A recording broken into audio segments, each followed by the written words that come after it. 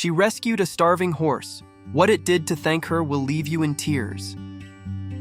It had been an ordinary gray autumn day when Emma first saw the horse. She was driving down the old country road, the tires crunching over the gravel, her thoughts lost in the hum of the engine. The landscape stretched out before her in shades of brown and gold, the last remnants of summer fading into the chill of the coming winter. She had been to the farm to pick up some supplies, but when she passed the rundown stable, something made her stop. A figure stood there, barely visible against the rotting barn, its head low, barely moving. At first, Emma thought it was a trick of the light, or perhaps a discarded pile of hay. But then, it blinked. A thin, gaunt horse, its ribs visible beneath its patchy, matted coat, stood in the field alone. Its eyes were sunken, its legs unsteady, and there was a faint, almost hopeless look in its gaze. Her heart clenched. The weathered barn was far from a safe home for any animal, but this horse looked like it hadn't seen kindness in years. Emma hesitated for only a moment before throwing the car into park, her mind made up.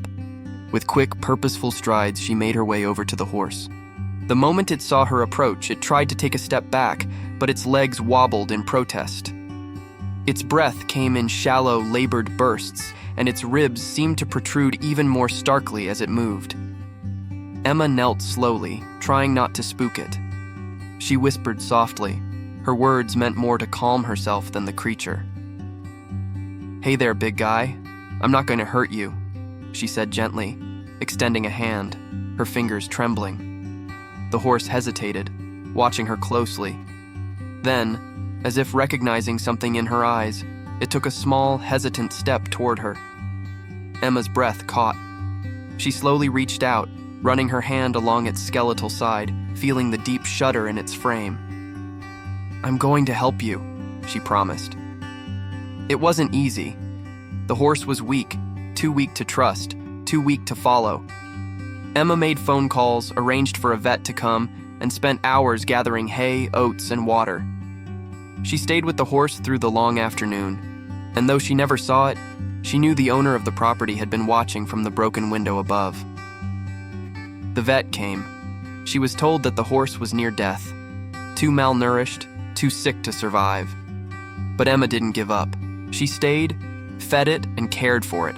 She named it Apollo, after the god of the sun, hoping the name would give him strength.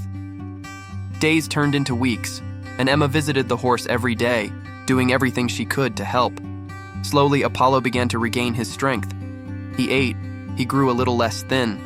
His coat began to shine, though still patchy. His steps grew steadier, more certain. Then, one morning, she arrived to find him standing in the stable waiting for her. His once feeble legs were now firm beneath him. He greeted her with a soft whinny, and for the first time, she saw him look up at her with something other than exhaustion or fear in his eyes. There was a hint of trust, no, more than that, a deep, wordless gratitude. Emma smiled, tears welling up. Apollo had made it through. He was alive, and he was whole again. But it was what happened next that would stay with her forever. One afternoon, weeks later, Emma was standing by the fence watching Apollo graze. Her heart was light, a quiet joy in the simplicity of the moment. But then, she saw something out of the corner of her eye. A flash of movement. She turned to find Apollo standing by the barn door, staring at her, his eyes wide, alert and full of intent. The air felt different, charged, alive. He took a step toward her. Emma's heart raced. Something was happening. Apollo, usually cautious, was stepping toward her as though compelled. And then, without warning, he broke into a full gallop. Something Emma hadn't seen him do since the day she found him. He ran toward her, powerful and swift, his muscles rippling beneath his coat. His hooves pounded the ground, sending up clouds of dust. Emma stood frozen, unsure of what was happening, her pulse quickening as he grew closer. The air hummed with the sound of his approach, the ground shaking beneath his thundering feet. In a moment that seemed to stretch into eternity, Apollo reached her. He stopped just in front of her, his chest heaving, his breath coming in quick bursts. And then, with a suddenness that took Emma's breath away, He lowered his head.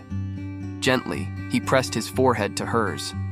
A soft whinny escaped his lips, as if to say something that words could never capture. In that moment, Emma felt it. She felt the immense bond between them, forged through days of care, tenderness, and survival. The horse wasn't just thanking her, he was showing her, in the purest way possible, that he recognized her as his savior, his protector. Tears sprang to Emma's eyes as she wrapped her arms around Apollo's neck, her cheek against his warm fur.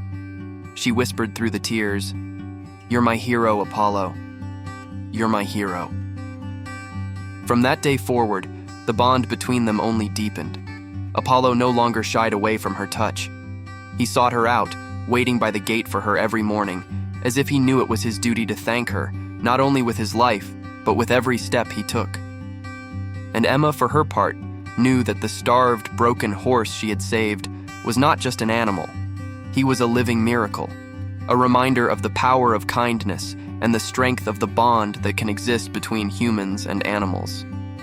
And though many years passed with Emma and Apollo growing old together, that moment, when Apollo had thanked her with a touch so pure, so raw, it transcended words, remained one of the greatest gifts she had ever received. For in saving Apollo, Emma had not only given him a second chance at life, she had discovered a bond so deep that no one would ever understand it completely, a connection that would leave her in tears for the rest of her life.